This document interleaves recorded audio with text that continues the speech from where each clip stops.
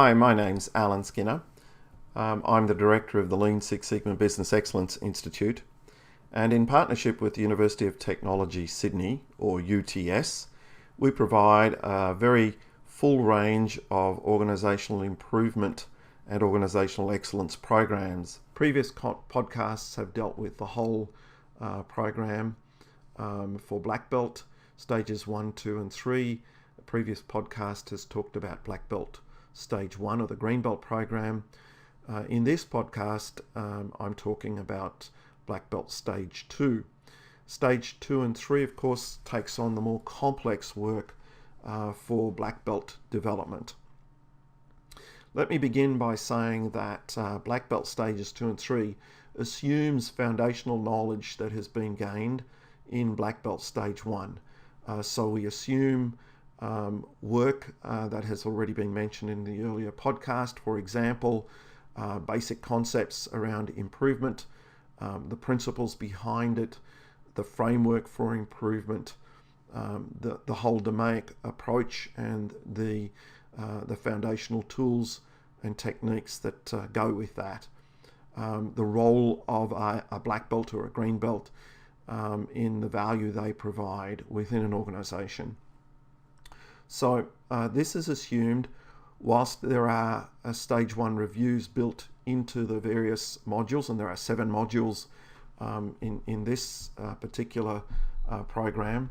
The reviews are conducted where relevant, touching back on Black Belt Stage 1, but we do assume that knowledge, skill, and perhaps even experience, better if experience has been developed, has been established. Again, this is a 5-day program, and stages 2 and 3 do connect. There is about a month's break between them, as there is a break of about a month between stage 1 and stage 2. Now, stages 2 and 3 are only conducted once a year unless a particular organisation asks us to do it in-house. And in that sense, it's an opportunity to catch these two programs. The rarefied atmosphere of Black Belt Stage 2 and 3, the high end of Black Belt, of course, is for the peak, if you like, the top echelon of organisational improvement folk. The modules in terms of Black Belt Stage 2, and one could say for Black Belt Stage 3 as well, do not go over define, measure and analyse, etc. They're not organised around those phases. That was done in Black Belt Stage 1. In this phase, Black Belt Stage 2, the modules are more topic or a particular knowledge or skill area. However, having said that, it certainly is focused more on the front end of a project, that is the define or predefined stage, but the define stage and then the measure stage, and one could argue in that context the pilot, the implement and the control stage, because we deal with measurement. Up front, we certainly cover and remind people about organisational improvement planning and so forth. But again, that's assumed as established. We certainly, in the review, clarify anything that needs to be covered. In this program, we're much more concerned with building capability to help leadership teams or leadership folk establish what are the priorities so that projects, the right kinds of projects, can be selected. And in that context, we get into organisational analysis, the use of the excellence frameworks and so forth, and what it takes to start up a project. And as well as that, we deal, linked to that if you like, we deal with the whole issue of coaching green belts around setting up their projects and improvement planning and so on.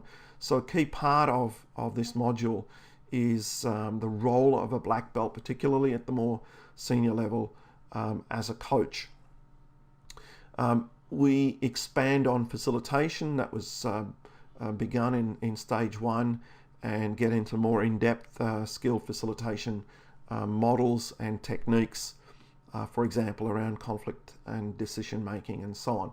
Again, this expands models and skills that were established in Black Belt Stage 1.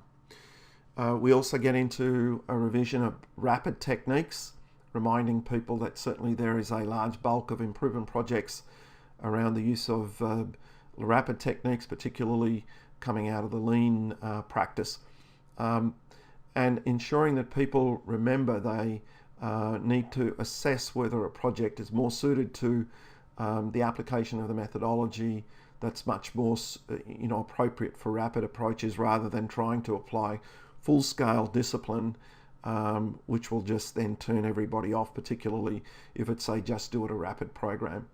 And at the other extreme, we get into improvement programs and collaborative approaches to conducting improvement campaigns.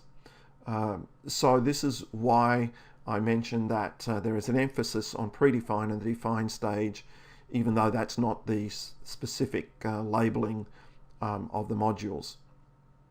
The other area we get into is certainly measurement planning, and sampling and so forth. So we cover, again, touching in the revision on types of data, the visual display of data, and taking it to additional forms that we've covered already in Black Belt Stage 1, and then getting into measurement evaluation, and again expanding on what was done in Black Belt Stage 1 by getting into gauge R&R and so forth.